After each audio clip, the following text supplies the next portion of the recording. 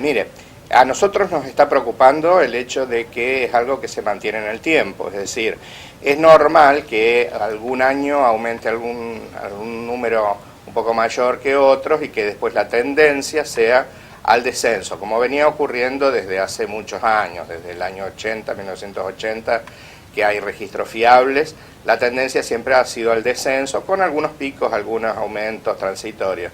Pero lo que llama la atención sí que estos últimos 5 años, tanto a nivel nacional como provincial, se está viendo que la tendencia está aumentando. ¿Sí? ¿Hay datos precisos sobre la cantidad de infectados que hay de esta enfermedad a nivel nacional o en lo provincial?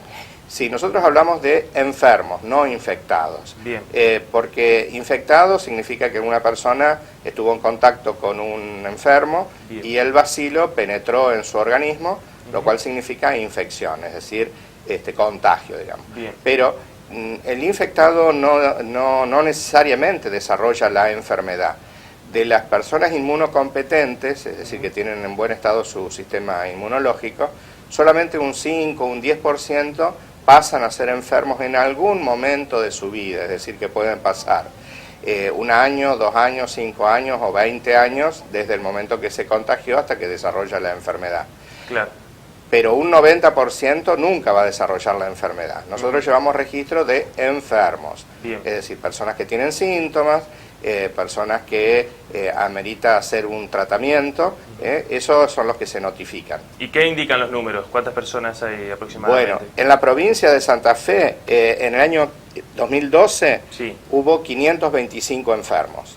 Y en este último año, 2017, 612 enfermos. Bien. Es decir, que significa un aumento de alrededor de un 16-18%. Y de acuerdo a su experiencia, ¿a qué se debe este incremento? Mire, son cosas que hay que analizar. Siempre la tuberculosis es una enfermedad que va muy unida a la condición social de la sociedad, digamos. Si uno hace mapeo de los enfermos, generalmente viven en lo que son los conurbanos de las grandes ciudades. Por ejemplo, en la Argentina, más del 50% de los enfermos viven en el conurbano bonaerense. En Santa Fe el 50-60% en el conurbano rosarino.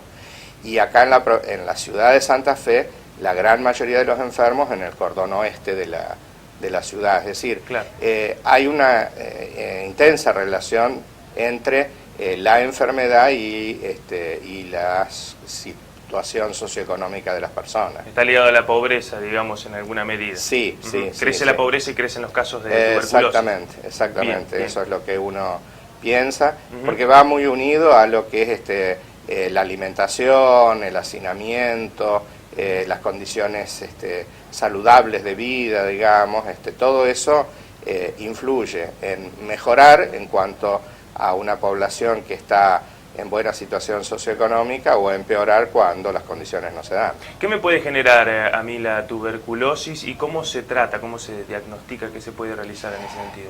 La tuberculosis puede afectar cualquier órgano, aparato digestivo, los ganglios, la pleura, los huesos, el cerebro, cualquier órgano. Pero lo más frecuente de todos, el 80-85% de las veces, afecta a los pulmones. Cuando afecta a los pulmones, el síntoma más frecuente es la tos persistente.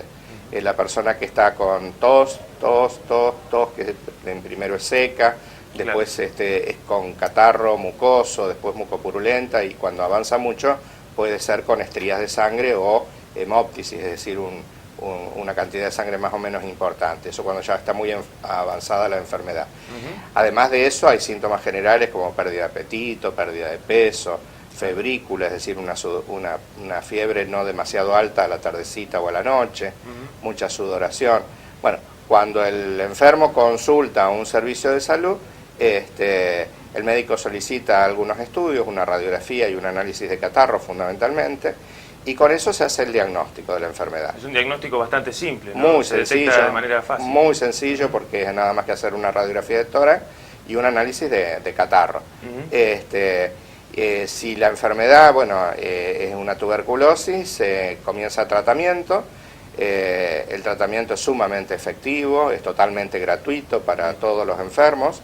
son medicamentos provistos por el Ministerio, y si el enfermo toma bien la medicación durante 6 meses, que es lo que dura mínimo un tratamiento, el enfermo se cura totalmente.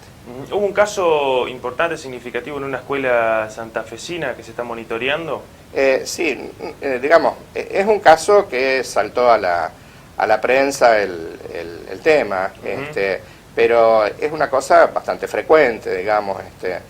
Nosotros en la ciudad de Santa Fe hemos tenido durante el año 2017 76 enfermos de tuberculosis.